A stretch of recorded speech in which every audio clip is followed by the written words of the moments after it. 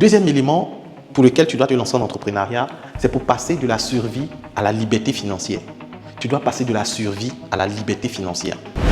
La survie, c'est quoi? C'est cette étape-là où pour avoir 3 repas par jour, c'est difficile.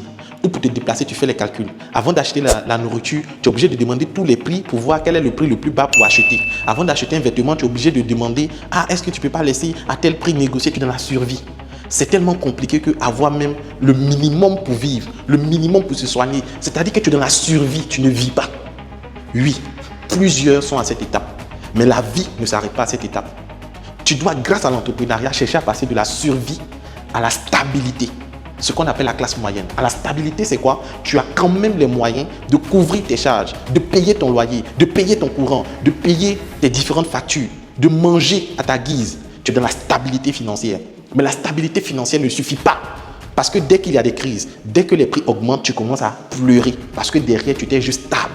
Au-delà de la stabilité, il faut passer à la liberté financière. La liberté financière, c'est cette étape où tu dépenses sans avoir peur. Cette étape où l'argent rentre du nord, du sud, de l'est, de l'ouest, parce que tu as bâti un système qui fait en sorte que sur 2, 3, 4, 5 générations, la galère, la pauvreté ne peut plus vous affecter. C'est de ça qu'il s'agit. Tu dois chercher à entreprendre pour atteindre la liberté financière. Trop de personnes se lancent en entrepreneuriat juste pour avoir la stabilité. Je connais des jeunes entrepreneurs, quand ils font leur business, tant qu'ils arrivent à manger, ils arrivent à payer l'eau, ils arrivent à payer le courant, pour eux ça va. Ça veut dire qu'ils n'ont pas de perspective de conquérant pour se dire ok, aujourd'hui je suis stable, mais je dois travailler à bâtir un empire pour mes enfants, pour mes petits-enfants et sur 10 générations après moi. C'est ça qui va te pousser à bosser, à travailler pour bâtir un système qui va te permettre et permettre à ta descendance d'atteindre la liberté financière.